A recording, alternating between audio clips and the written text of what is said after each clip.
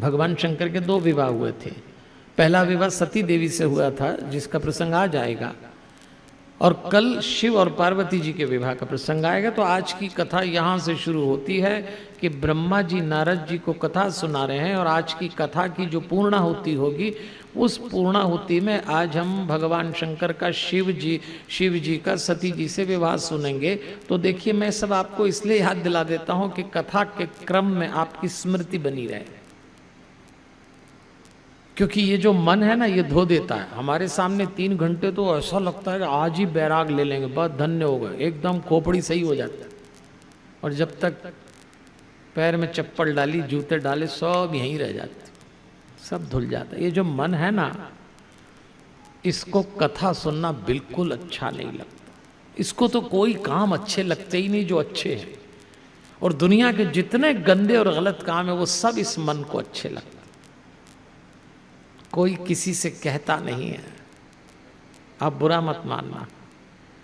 जितने लोग अपन पंडाल में बैठे हैं मेरे समेत, सब अपने मन से अपनी जिंदगी में वो सारे गंदे गलत काम कर चुके जो बाहर किसी को पता नहीं लगने देते, किसी को पता नहीं लगता। आप भी जानते हैं आपके भीतर क्या चला है और आप क्या कर गुजरे हैं। आपका मन कहां कहां तक पहुंच चुका है, आप 2 ही लोग जानते हैं, आप और आपका भगवान, और कोई नहीं जानता।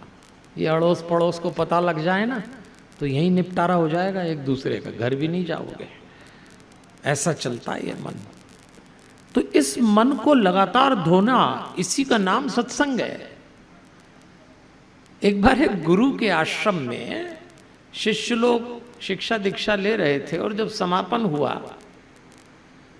तो एक शिष्य ने कहा कि मुझे अंतिम कोई विद्या, कोई ज्ञान, कोई मंत्र दे दीजिए, फिर मैं आज चला जाऊंगा।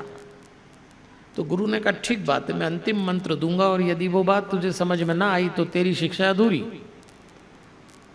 तो शिष्य को लगा आज तो गुरु जी कोई बढ़िया बात बोलेंगे, क्योंकि इसी से मेरी शिक्षा पूर्ण होगी। तो गुरु जी ने कहा जो शिक्षा अंत में मैं तुझे देना चाहता हूं वो मैं नहीं दूंगा, तुझे कहीं और प्राप्त होगी, मैं भेजता हूं, तुझे वहां सीख के आ जा। तो शिष्य को लगा कि मेरे गुरु किसी ऐसे स्थान पे भेज रहे हैं जहां वो शिक्षा नहीं दे सकते, उससे दिला रहे हैं, तो कोई महान व्यक्ति होगा। पता लिख के दे दिया, पहुंच गया। और जब उस पते पे शिष्य पहुंचा तो वो एक सराय थी, धर्मशाला। पहले धर्मशालाओं को सराय भी कहते थे। तो उसको बड़ा आश्चर्य हुआ कि मैं तो समझ रहा था गुरुजी किसी आश्रम में भेजेंगे, और ये तो सराय में भेज दिया। और गया, और गुरु ने कहा था बातचीत मत करना, बस वहां जो भी हो रहा उसको शांति से देखना। तो ये सराय में ठहरा और देखने लगा। तो देखता सराय में लोग आते, वो सराय का मालिक उनके लिए कमरा खोलता, साफ सफाई करता, फिर वो चले जाते, फिर वो कमरा फिर साफ सुथरा करता, फिर दूसरे आते, फिर उनको देता, फिर वो जाते, फिर सफाई करता। ये तो वो देखता ही था, पर एक बात और देखता कि सराय का जो रसोई घर था, उस सराय के रसोई घर में दिन भर रसोई चलती, पर रात को सराय का मालिक बर्तन मांज के रख देता, और जब सुबह फिर उठता तो उन्हीं रात के मांजे हुए बर्तन को एक बार फिर धोता। अभी भी कुछ गृहणियां रात के मंजे बर्तन को सुबह इस्तेमाल करने के पहले मांज लेती हैं, और वो फिर मांजता। तो इसको बड़ा आश्चर्य हुआ। एक तो गुरुजी ने ऐसी जगह भेज दिया और कहा बात नहीं करना, आप देखो, और दूसरा ये बर्तन का बड़ा चक्कर है 2-2 बार धोने का। आखिर दिन पूरे हुए, जब चलने लगा तो गुरु के पास लौटा। तो गुरु ने कहा तुझे समझ में आ गई? उन्होंने कहा थोड़ी थोड़ी तो आई, बाकी आप समझा दो।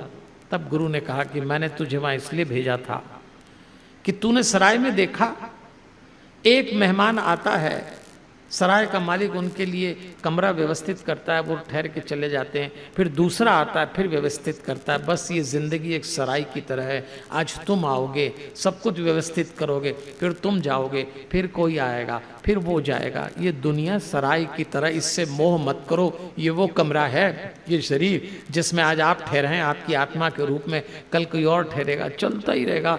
ये आत्मा अलग अलग सराय रूपी इस देह में आती जाती रहेगी। तब उसने कहा ये तो बात समझ में आई, पर वो बर्तन क्यों मांजता है रात को और फिर सुबह? तब गुरुदेव ने कहा ये मन जो है उस बर्तन की तरह है। वो जो बर्तन मांज के रखता है तो कमरों की छोटी सी खिड़की में से भी धूल की परत रात भर में जम जाती है और उसे साफ करना पड़ता है। अगर बर्तन में भी रात भर में धूल की परत जम जाए तो इस मन रूपी पात्र में कितनी बार ऐसा होता है कि इस पे दुर्गुणों की धूल की परत जमती है। इसलिए हमको 2 बार मन साफ करना चाहिए, एक बार रात को सोने के पहले और दूसरी बार तुरंत उठने के बाद। इस पर हम विचार करेंगे आज कि मन रूपी दर्पण को 2 बार साफ करना ही पड़ेगा, और नहीं करेंगे तो आप अशांत होंगे, बेचैन होंगे, क्योंकि दुर्गुण आपको घेर लेंगे।